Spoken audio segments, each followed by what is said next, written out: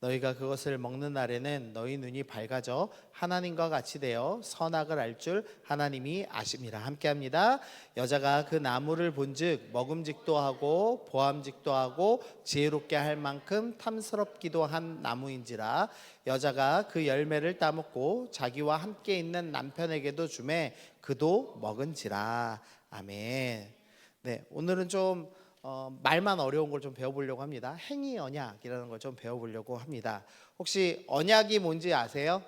언약을 쉬운 말로 약속, 딩동댕동. 그래서 우리 교단 어딘지 아세요 혹시?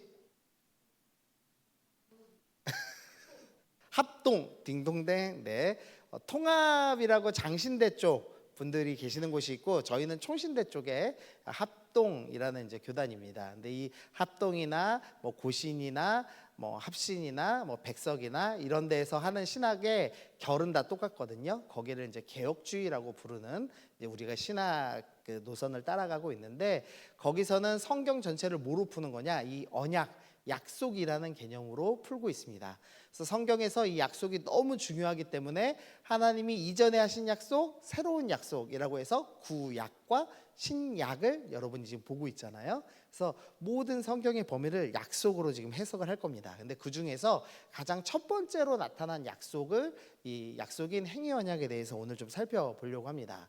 먼저 좀 오해를 좀 제거해야 되는데요. 계약 이름이 지금 행위 언약이라고 돼 있기 때문에 좀 오해가 있습니다. 에베소서 2장 8절부터 9절 말씀 보시면, 너희는 그 은혜에 의하여 믿음으로 말미암아 구원을 받았으니, 지금 뭐로 구원을 받았죠?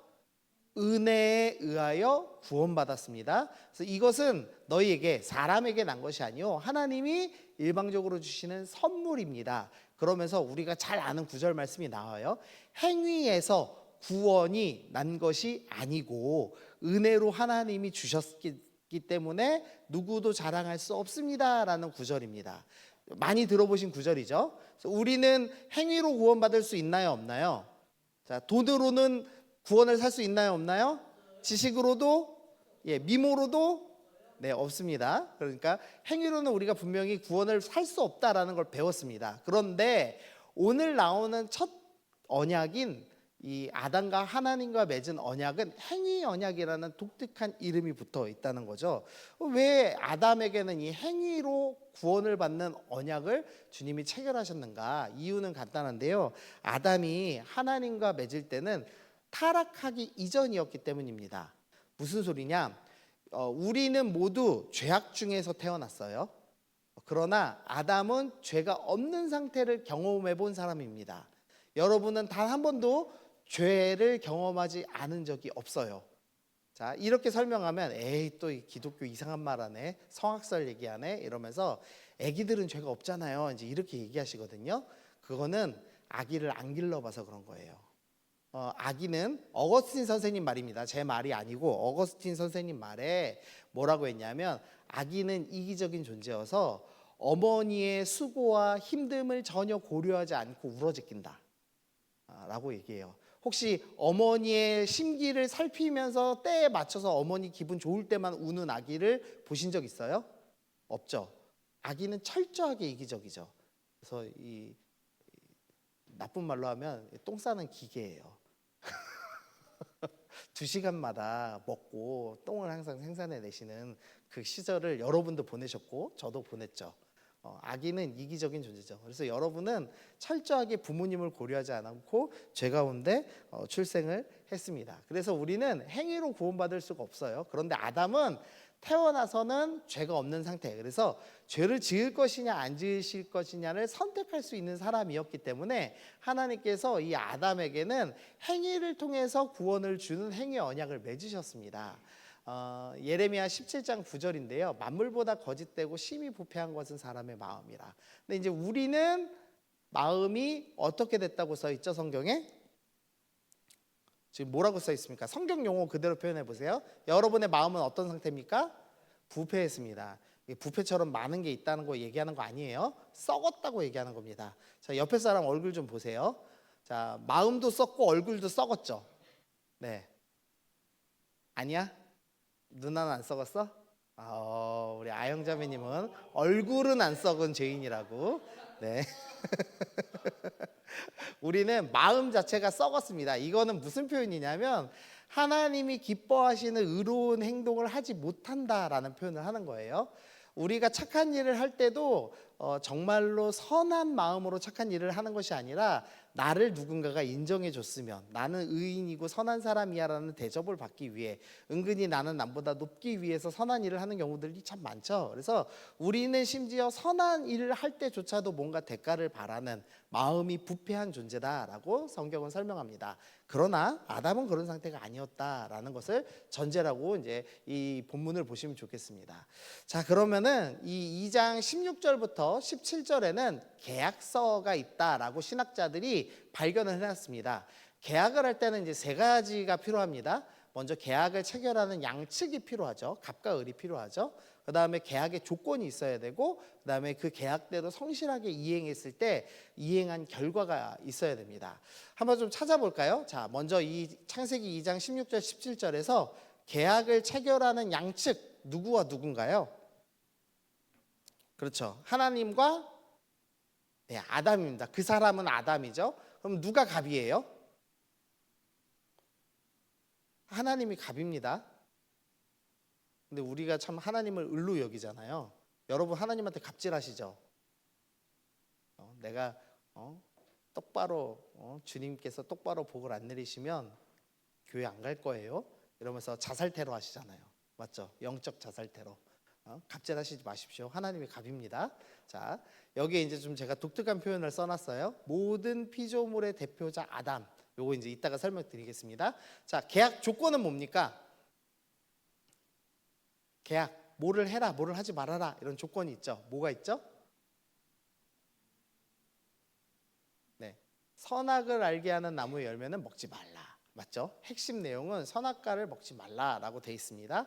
그러면 이제 이행 결과가 나와야 돼요. 보통은 선악과를 먹지 않으면 이걸 해줄게라고 나와야 되는데 여기는 부정적으로 기록되어 있습니다. 계약 이행 결과가 죽으리라가 아니고 불이행의 결과가 죽으리라라고 지금 먼저 기록해 놓은 거예요. 왜 그러냐? 쉽게 말하면은 독극물 표시인데요. 이 염산 같은 위험한 물질이 있으면 거기에 뭐 표시돼 있죠? 항상 저렇게 해골이 있어요. 먹으면 죽는다고 표시를 해놓는 거예요. 그것처럼 하나님께서도 이 계약은 이행 결과도 물론 대단한 거지만 사실은 불이행했을 때 계약을 지키지 않았을 때 대가가 너무나 크기 때문에 하나님께서 해골 표시를 대빵만하게 해서 야 먹으면 죽어 절대 이 계약 안 지키면 안 돼 이렇게 주님께서 기록을 해 놓으셨습니다. 그러면 이제 우리는 원래대로 계약을 행했을 때는 어떤 일이 일어나냐를 생각해야 되는데요. 계약을 안 행하면 죽잖아요. 그럼 계약을 행하면 어떻게 되죠? 산다라고 돼 있는 겁니다. 근데 그냥 사는 게 아니라 영원히 산다라고 말씀하고 계시는 겁니다. 그것을 확실히 알 수 있는 것이 이 선악을 알게 하는 나무 옆에 생명나무가 있었다는 것으로 우리가 확인할 수가 있죠. 하나님께서는 과일 하나 따먹지 않으면 영원히 살아라는 지금 계약을 아담과 맺고 계시는 것을 살펴볼 수가 있습니다. 그런데 어떻게 됐냐? 아담이 범죄하였고 결국 우리 모두가 죄 가운데 처하게 되었죠. 근데 이제 이 이야기를 들으면 조금 이렇게 좀 기분이 좀 그래요. 왜냐하면 아니 과일 하나 따먹었다고 온 인류가 그리고 온 우주가 다 이런 결과를 당해야 되나라는 생각이 들거든요. 성경에서는 이 언약을 불이행한 결과를 뭐라고 설명하냐면 피조물도 썩어짐의 종노릇했다라는 표현을 씁니다. 그러니까 우리만 인간만 썩는 게 아니고 모든 피조물도 다 같이 썩게 되었다라고 설명을 하면서 이 하나님과 언약을 지키지 않은 것의 결과가 매우 심각하다라는 표현을 합니다. 그걸 이제 신약 용어로는 죄의 오염이라고 표현을 해요. 그래서 우리 모두는 이제 죄로 썩어지게 되었다라고 하는 거죠. 도대체 하나님께서 왜 이렇게 이 형벌을 무섭게 제정해 놓으셨는가? 저는 좀 이렇게 좀 생각을 해봤어요. 저게 지금 이제 과일 장사하는데 엎어져 있죠. 그러니까 하나님 입장에서 생각해 보시죠. 하나님께서 인간하고 행복하게 살기 위해서 온 우주를 다 만드셨습니다. 그러니까 장사로 따지면 막 과일을 이렇게 이쁘게 전시를 딱 해놓고 오픈했어요. 9시에 오픈하자마자 어떤 일이 있냐? 아담이 그거를 뒤엎어버렸어요. 창조하자마자 엎어진 거잖아요. 이 스토리가.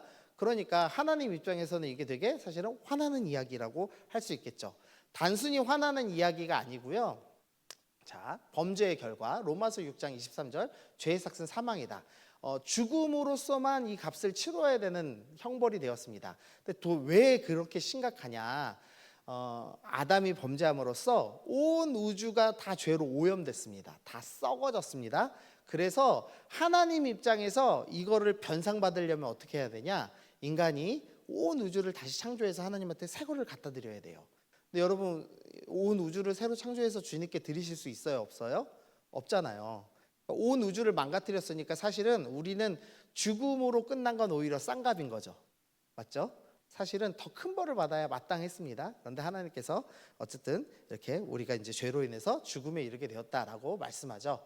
그래서 정리를 좀 해보면 아담의 범죄로 인해 모든 인류가 죄에 오염되었을 뿐 아니라 모든 피조물에게도 영향을 미쳤다. 하나님의 창조물 전체를 망가뜨렸다. 그래서 범죄의 크기에 비해서 죄는 가혹하지 않았다라고 먼저 좀 이해하셨으면 좋겠습니다. 죽는 거 너무 가혹해 이렇게 생각하시지는 않아야 된다는 거죠. 논리적으로 따질 때. 자, 그리고 두 번째로 생각해야 될 거, 이게 더 핵심이에요. 내가 먹는 날에는 반드시 죽으리라 라고 말씀하신 근본적인 목적은 뭐냐? 먹으면 죽으니까 절대 먹지 마라고 주님께서 말씀을 하고 계시는 거예요. 엄마가 너 이따구로 살 거면 나가 그랬습니다. 그럼 나가라는 말이에요? 이따구로 살지 말라는 말씀이에요? 저렇게 못돼 먹은 자식들이 있어요. 인간이 얼마나 죄악덩어리인지 알겠죠? 네. 목사님의 의도를 알면서도 저렇게 왜곡하고 말이지. 네, 다들 아시잖아요. 하나님의 원래 말씀의 의도는 그러니까 절대 먹지 말고 나랑 살자라는 말씀이었습니다. 그런데 우리가 이것을 어겼죠. 근데 하나님의 원래 의도는 생명을 주기 위해서, 너 과일 하나만 안 먹으면 영원히 나랑 살 수 있어라는 생명을 주기 위한 선한 언약이었는데 아담과 하와가 그것을 이제 걷어차 버렸죠. 자, 그러면서 이제 질문을 하나 좀 이제 던져야 돼요. 여기서 아담이 모든 인류의 대표자로서 하나님과 계약을 맺었다는 것이 중요합니다. 먼저 하나 이 예화를 하나 들면요. 저희 딸이 서연인데 서연이가 남의 집에 갔다가 TV를 와장창 해갖고 100인치짜리 TV를 떨어뜨려서 깨먹었다고 생각하시죠? 그러면은 누가 변상하죠? 네, 제가 변상해야 돼요. 제가 아버지니까. 근데 제가 100인치짜리가 1000만 원짜리 TV인데 내 죄가 아니라 딸아 너의 죄니 지금 5살이니까 네가 5년 동안 이 집에서 봉사하고 100만 원을 갚아라, 1000만 원을 갚아라 이렇게 하면 돼요, 안 돼요? 안 되죠. 근데 아이가 범죄한 건 맞잖아요. 맞죠? 근데 왜 부모인 제가 갚아야 되죠? 억울하게? 네? 아이가 능력이 없으니까. 그리고 제가 대표자이기 때문이죠. 그러니까 사실 우리가 어느 공동체든지 대표자가 있고 그 대표자가 한 결과물에 대한 책임을 같이 져요. 우리 인간들의 모든 제도가 그렇게 돼 있어요. 근데 아담을 놓고 생각할 때는 아담이 대표자라는 생각을 잘 못하게 되는 것 같아요. 여기서 좀 하나만 좀 곁다리 하나만 찍고 갈게요. 창세기 2장 21절에 보면 여호와 하나님이 아담을 깊이 잠들게 하시니 잠들매 그가 갈빗대 하나를 취하여 살로 대신 채우고 하면서 갈빗대로 여자를 만드는 스토리가 나옵니다. 그래서 우리 위대한 여성 동지들께서 남자는 흙으로 만들었지만 여자는 뼈로 만들었다. 도자기도 뼈로 만든 본 차이나는 비싸거든요. 그래서 여자가 더 우월한 존재다. 나중에 태어났으니 더 진화된 존재가 아니겠느냐 이렇게 얘기하시는 분들이 간혹 존재하는데 성경적으로는 틀린 겁니다. 무슨 말이냐면 갈빗대라는 단어가 없어요.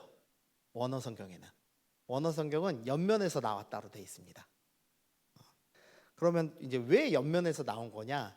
이유는 한 개인데 아담이 대표자여야 돼서 대표자가 한 명이어야 돼서 아담을 먼저 태어나게 하신 것뿐이에요. 그러나 하와는 동등한 존재다라는 걸 보여주기 위해서 옆구리에서 나오는 옆면에서 나왔다라는 표현을 하죠. 그래서 아담과 하와는 그러니까 대표자를 한 명 집어라 그러면 아담이지만 본질적으로는 동등한 존재야라고 설명하고 있는 구절입니다. 그러니까 절대 여자가 늦게 태어났으니까 열등하다든지, 여자는 갈비뼈로 만들었으니까 좀 우월하다든지, 이런 식으로 쓸데없이 남녀 간에 갈등을 하실 필요는 없어요. 자, 어쨌든 아담이 왜 대표자냐? 먼저 아담은 첫 번째 사람입니다. 그래서 하나님이 대표자를 정하려고 한 사람을 먼저 만드셨는데 아담을 먼저 만드셨고, 먼저 낳은 이 아담은 모든 인류의 대표자의 역할을 하죠. 마치 부모가, 먼저 태어난 부모가 그 집의 대표자를 하듯이 아담이 대표자가 되었습니다. 두 번째로 아담은 능력이 있기 때문에도 대표자가 될 수 있습니다.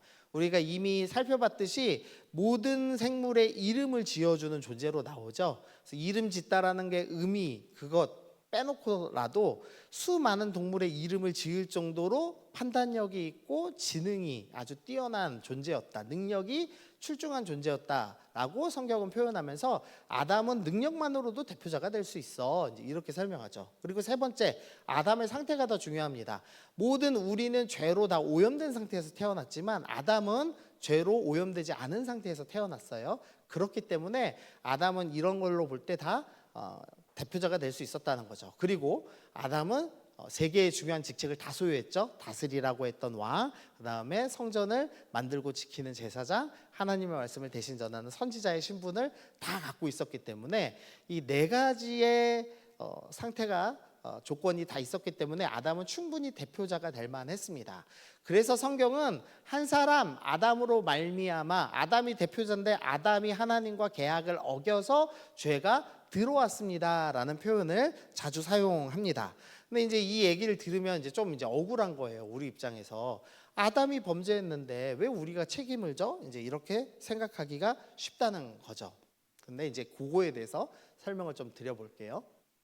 이건 어려우니까 넘어가고, 자, 여기 한번 봅시다. 자, 하나님께서 지금 하나의 원칙을 정하신 겁니다. 무슨 원칙이냐면 대표자 원리를 정해 놓으셨어요. 대표랑 나랑 계약한 거는 그 공동체 전체가 따라야 돼라는 원칙을 정해 주신 겁니다. 근데 사실 우리도 이미 그러고 있어요. 예를 들면 이재명 대통령이 미국하고 사인을 해서 무슨 계약을 맺었습니다. 그럼 어떻게 되죠? 우리도 그걸 지켜야 돼요. 나는 이재명 대통령을 안 찍었을지라도 우리 대표자가 이재명 대통령이기 때문에 그걸 지켜야 되는 거죠. 맞죠? 지금도 통하고 있는 이 대표자의 원리를 하나님께서 아담에게도 요구하신 거예요. 근데 이게 나쁜 일만은 아니라는 겁니다. 자, 한 사람 아담이 대표자인데 똑바로 못 살아서 죄가 세상에 들어왔습니다는 나쁜 것처럼 보이지만, 그 다음에 로마서 5장 15절에 보니까 한 사람 예수 그리스도의 은혜로 말미암은 선물이 많은 사람에게 넘쳤느니라라는 표현이 있죠.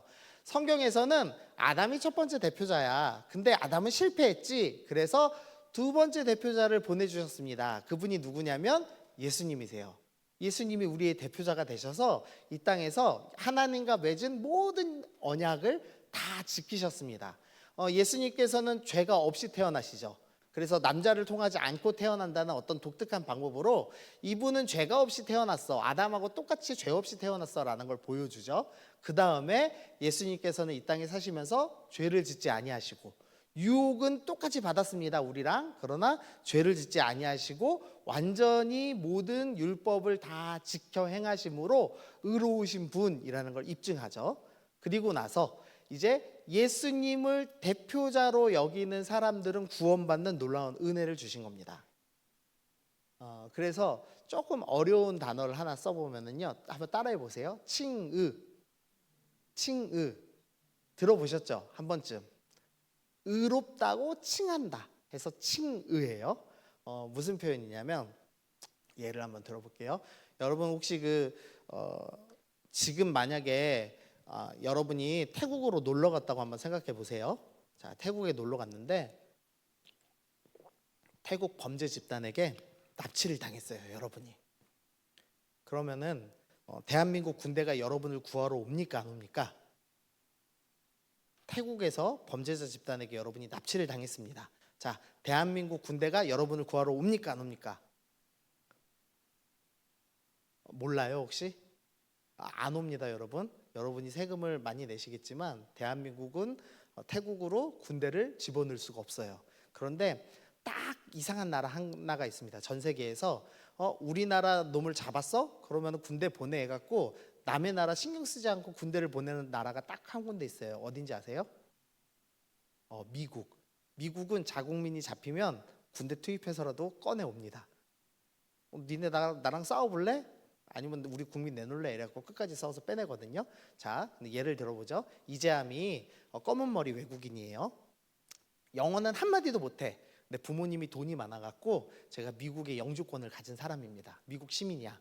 자, 그 상태에서 저랑 너무 영어를 잘하지만 한국 사람인 김하영 자매랑 둘이 태국에서 붙잡혔다고 생각해 보시죠. 왜 둘이 붙잡혔냐고 생각하지 마시고, 저거니까 가정이니까. 자, 둘이 붙잡혔습니다. 그러면은 미국 군대가 왔어요, 구하러. 그러면은 영어를 한마디도 못하는 이재함을 구해줄까요? 영어를 매우 잘하는 김하영을 구해줄까요? 영어를 한마디도 못하는 이재함을 구원합니다. 왜? 제 국적이 미국이기 때문이죠. 자, 이거를 이제 천국으로 바꿔볼게요. 자, 이재함이 이것도 예니까. 자, 정말로 예수님 믿는다고 보기 힘들 정도로 개판으로 살고 있지만 어쨌든 예수님을 믿는 이재함과 정말로 착하게 살고 있지만 예수님을 안 믿는 김하영과 누가 천국 가요? 누가 천국 가요? 제가 가는 게 싫으세요, 여러분? 네, 누가 간다고요? 제가 가요. 왜? 내 국적이 천국이어서. 여러분의 의로움 때문에 구원받는 게 아니고요. 내 대빵이 누구냐, 내가 어디에 소속됐냐로 구원받거든요. 우리는 예수님이 대빵인 공동체는 구원받습니다. 예수님을 나의 대표자, 나의 구원자로 인정하시는 사람은 구원받는다. 이게 하나님께서 세우신 원칙이에요. 원리예요. 자, 예를 조금 역사적인 예를 하나 들어볼게요.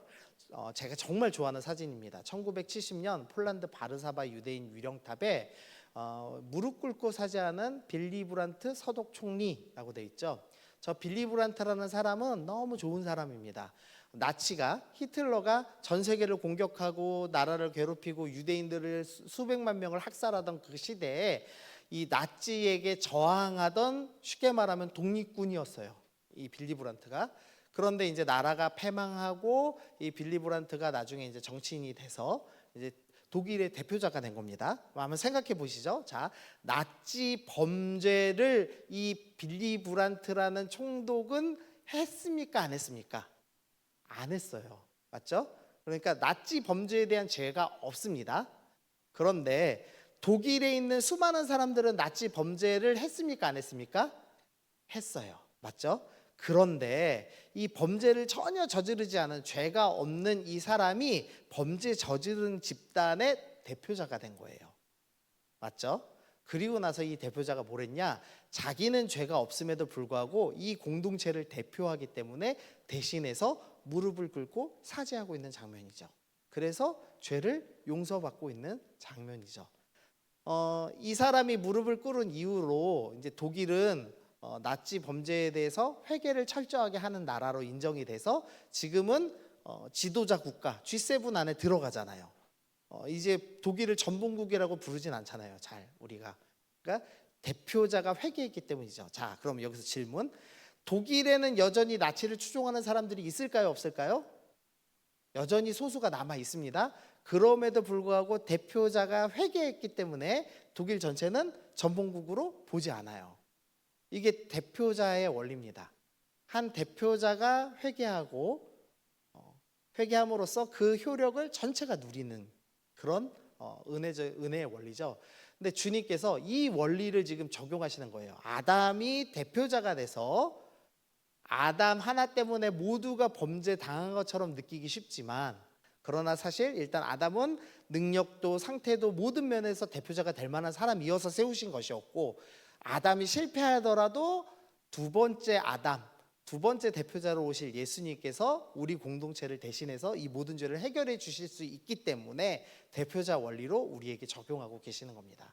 그래서 성경은 예수님께서는 우리를 우리의 대속물 대신 죄를 속해 주시는 분으로 오셨다라고 설명하고, 우리가 아직 죄인 되었을 때 우리는 여전히 죄인이지만 그리스도께서 우리를 위하여 대표자가 되셔서 죽으심으로 하나님께서 우리에 대한 자기의 사랑을 확증하셨다라는 설명을 하면서 예수님을 믿으면 구원받는 원리에 대해서 대표자의 개념으로 설명을 하고 계십니다. 그래서 여러분이 예수님 믿으면 구원받는 게 이런 원리예요. 법적으로 설명하면. 자, 나는 이해가 안 됐다. 이해 안 되면 저랑 2시간 성경 공부해야 돼요. 아무도 없죠? 감사합니다. 자, 이제 좀 쉬운 거 해볼게요. 자, 우리 3장 1절 읽어봅시다. 시작.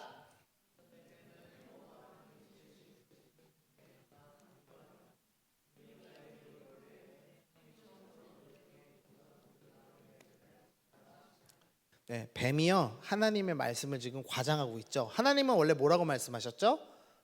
선악을 아는 나무의 열매를 먹지 말라. 한 개만 먹지 말라고 하셨습니다. 그런데 뱀이 야 너네 모든 나무의 열매는 다 먹지 말라고 하셨어? 이렇게 얘기하면서 순간 과장을 하기 시작했습니다. 그러자 하와가 이 과장의 영향을 받습니다. 그러더니 하와도 뭐라고 그러냐면 하나님의 말씀에 너희는 먹지도 말고 만지지도 말라고 하셨어 라고 합니다. 사실 하나님은 먹지 말라라고만 하셨지만 하와는 만지지도 말라고 하면서 하나님의 일을 뭔가 더 과장되게 하나님이 좀 이제 다른 분처럼 이렇게 만드는 모습을 볼 수가 있습니다. 이렇게 잘못된 과장을 하고 있죠. 예언 넘길게요. 자, 3장 5절 너희가 그것을 먹는 날에는 너희 눈이 밝아져 하나님과 같이 되어 선악을 알 줄 하나님이 아심이라. 사탄이 지금 이 무엇을 보게 하냐면요.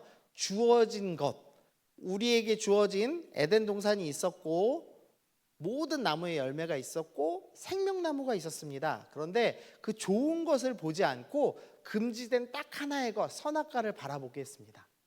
그래서 금지된 것을 바라보게 하는 것이 사탄의 중요한 특징이에요. 사탄의 유혹은 과장되게 여겨요. 하나님 말씀을 늘 과장되게 보게 합니다. 그 다음에 금지된 것을 보게 합니다. 여러분 전에도 한번 예를 들었지만 코끼리는 생각하지 마라는 이야기 기억나세요? 이거는 이제 정치에서 쓰는 용어지만 그 정치 관련된 책에서 나오는 예화거든요. 코끼리를 생각하지 마 하는 순간 뇌는 부정을 이해하지 못하기 때문에 코끼리가 머릿속에 땅 생각이 난답니다. 그래서 사탄이 지금 너 선악과는 먹지 말라고 했다며 라고 하면서 선악과를 먹어야 돼, 선악과에 대한 생각이 머리에 쫙 박히게 만들고 있는 거예요. 이게 사탄의 중요한 전략 중 하나입니다. 가끔 감사하게도 제가 이 성석교에 와서는 아직 이런 이 신방을 안 했는데 보통 이제 청년부에 가면 꼭 담배를 끊게 해달라는 이 신방을 받습니다. 기도 부탁을 받고. 담배 펴본 적 있으세요? 이럴 땐 대답 안 해도 돼. 네, 감사합니다. 그 담배를 이제 진짜 끊고 싶은 친구가 하나 있었어요. 그 친구가 진짜 열심히 반주하는 남자 아이였거든요. 30 넘었어요. 30 넘은 청년인데 그 친구가 수요 예배도 반주를 하고 금요 기도회를 반주하고 주일날 대예배와 청년부 예배까지 반주하는 정말 열심히 하는 친구였습니다. 근데 그 친구의 진짜 큰 고민이 있는데 예수님도 믿고 담배도 핀다는 거였어요. 그래서 저한테 찾아와서 목사님 담배를 너무 끊고 싶은데 담배가 안 끊어져요. 어떻게 해야 돼요? 이제 질문을 했습니다. 그래서 너 어떻게 기도하니? 물어봤더니 주님 담배를 끊고 싶습니다. 진짜 오늘 아침부터 담배를 안 피고 오늘 점심도 안 피고 저녁도 담배를 안 피게 해주세요. 정말 담배를 끊고 싶습니다. 이렇게 기도를 한대요. 그러면은 이 아까 코끼리를 생각하지 마 원리에 비춰서 생각하면 담배를 절대 피지 않겠습니다 하면서 머릿속에 담배를 가득 채워 넣는 거예요. 그래서 제가 뭐라고 권면을 했냐면 지금부터 담배 피지 않겠습니다라는 기도를 멈춰. 대신에 네가 하고 싶고 주어진 것을 감사하는 훈련을 하자라고 이야기를 했습니다. 여러분이 죄를 끊는 제일 좋은 방법은요. 그걸 생각하는 게 아니라 그게 아니라 주어진 것. 원하는 하나님께서 주신 것에 대한 감사 훈련을 하는 것을 기본으로 하셔야 돼요. 금지된 것이 아니라 생명나무를 바라보는 연습을 하셔야 된다는 거죠. 그 전에도 말씀드렸지만 죄는 시간과 공간 안에서 짓습니다. 그래서 그 죄 짓고 싶은 시간과 공간을 피해서 내가 하나님이 허락하신 즐거운 것을 해냄으로써 그걸 이겨나가는 훈련을 해볼 수가 있어요. 저는 제 취미가 뭐라고요? 네, 음악 감상. 예, 저는 이 악한 생각이 들기 전에 음악으로 가득 채웁니다. 물론 이제 주로 악한 생각이라기보다는 졸려서 듣는 거긴 하거든요. 어쨌든 쫓아내려고 저의 삶을 음악으로 가득 채워놔요. 그래서 조금 이렇게 기분 나쁠 때, 오늘은 뭐 듣지 하면서 이제 헤드폰 꽂으면서 기분 전환하는 거죠. 제가 범죄할 때가 있을까요, 없을까요?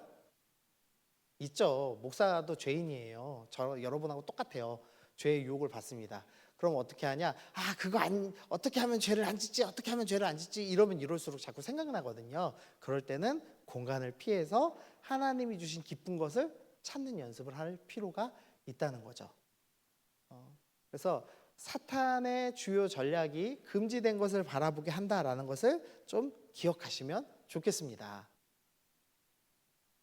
아멘? 네. 자, 그래서 주어진 것을 보고 감사하는 훈련을 하시면 좋겠습니다. 자, 그 다음 유혹은 너희가 그것을 먹는 날에는 너희 눈이 밝아져 하나님과 같이 되어 선악을 알 줄 하나님이 아심이라. 하나님의 선한 의도를 왜곡하고 있어요. 사탄의 중요한 전략 중에 하나는 하나님은 악하시다, 하나님은 무슨 꿍꿍이가 있다, 이런 식으로 왜곡하는 전략을 사용합니다. 근데 우리가 그거에 자꾸 넘어가요. 그래서 하나님은 나를 벌 주시는 두려운 분이야 라는 은근한 잘못된 생각을 갖고 있는 분들이 꽤 많아요. 그것은 사탄의 전략에 말려든 겁니다. 그러나 하나님은 선하신 분이죠. 선하신 분. 하나님께서는 여러분에게 영원한 생명을 주시길 원하셨고, 아담이 범죄하여 실패한 이후에도 예수님께서 나를 위해 십자가를 지심으로까지 나를 끝까지 영원히 함께하고 싶어 하시는 사랑이 많으신 분입니다. 그래서 하나님이 언제나 선하신 분이시란 것을 여러분이 기억하셔야 해요. 그래서 때로는 우리 인생에 어려운 일을 만날 때가 있죠. 사망의 음침한 골짜기 같은 일을 경험할 때도 있습니다. 근데 그때도 무슨 생각해야 되냐면, 하나님이 이 일을 허락하신 데는 분명히 이유가 있을 거야. 하나님은 선하셔. 그럼 내가 여기서 나쁜 일을 볼 것이 아니라 이 일을 어떻게 역전하시려고 이런 일을 계획하셨지? 하나님의 선하심을 자꾸 묵상하고 감사를 자꾸 묵상함으로써 이 사탄의 유혹을 이겨낼 수 있다는 거죠. 자, 마지막으로 원시복음 좀 살펴볼게요. 창세기 3장 15절. 자, 중요한 말씀이니까 우리 읽어보겠습니다. 시작.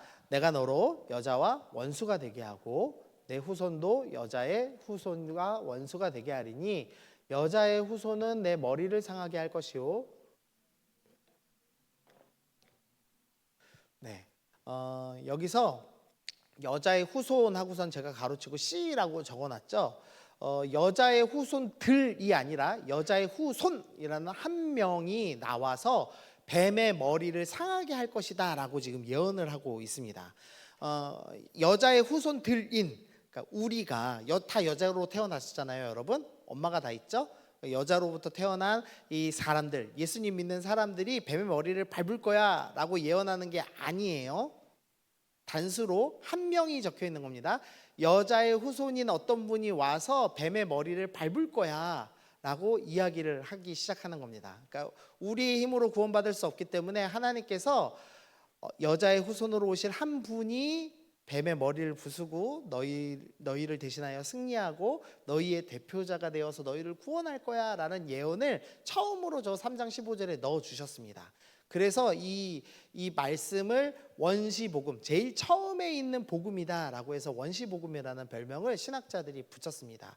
그래서 이제부터 어떤 일을 할 거냐, 이 여자의 후손을 기다리는 일을 구약 백성들이 시작할 겁니다. 근데 이 여자의 후손이라는 후손의 원어가요, 씨라는 뜻으로 적혀 있어요. 게라라는 씨라는 의미의 단어가 적혀 있어요. 그래서 그때부터 계속 여자의 씨는 어디서부터 오지를 기다리기 시작합니다. 그래서 아브라함이 계속 뭘 궁금해하냐면, 분명히 하나님께서 나를 통해 모든 민족이 복을 받는 약속된 씨 여자의 후손을 보내주신다고 했는데 왜 자식이 안 태어나지? 그때마다 주님께서는 아니야, 너에게 씨를 허락할 거야 라는 말씀을 계속 반복해서 하시죠.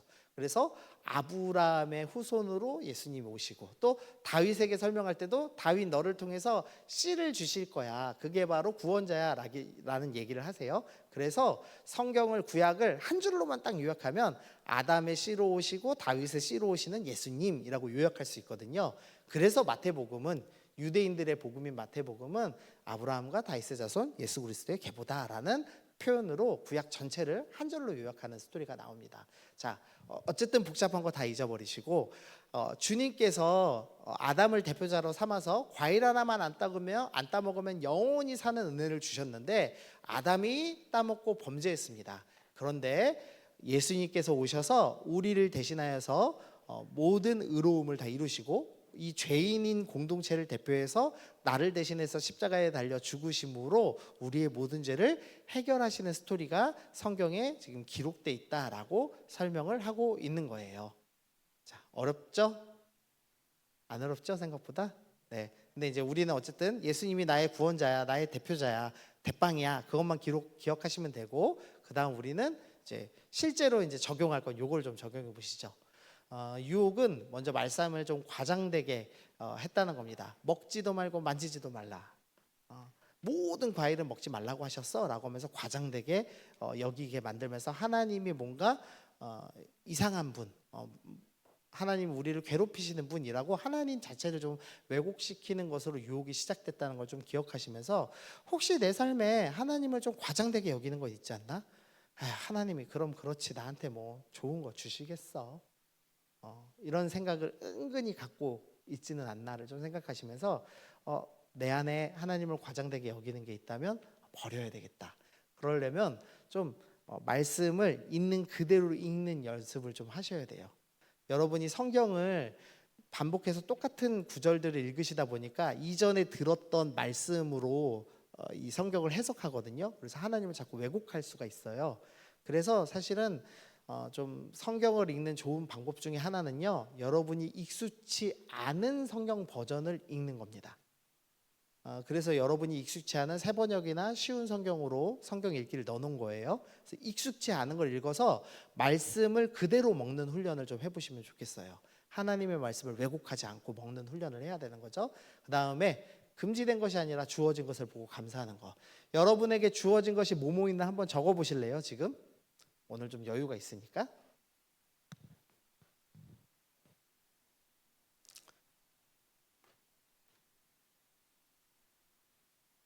여러분에게 주어진 것 뭐 있습니까? 우리 몇 명만 발표를 한번 해볼까요? 오늘 설교를 5분 넘게 빨리 끝냈어요.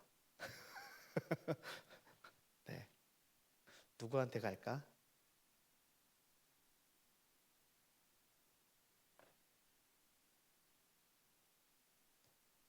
찬영 형제님 못 적었다고? 빨리 감사할 거 찾아봐. 자, 원준 형제님 발표할 수 있어요? 발표할 수 있어. 조금 있다가 금지된 것만 봐갖고 지금 감사한 걸 못 찾겠어요? 금지된 거 적어봐야 하면은 잘 적을 거죠. 술, 담배, 마약.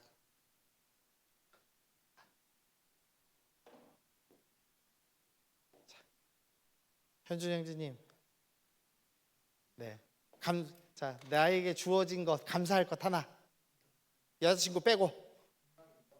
건강. 네, 건강하세요? 부럽다. 네, 최현자매님 감사할 것 하나. 사랑.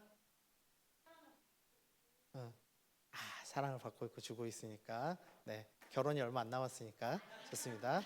네, 찬이 형제님, 자 감사할 것 하나.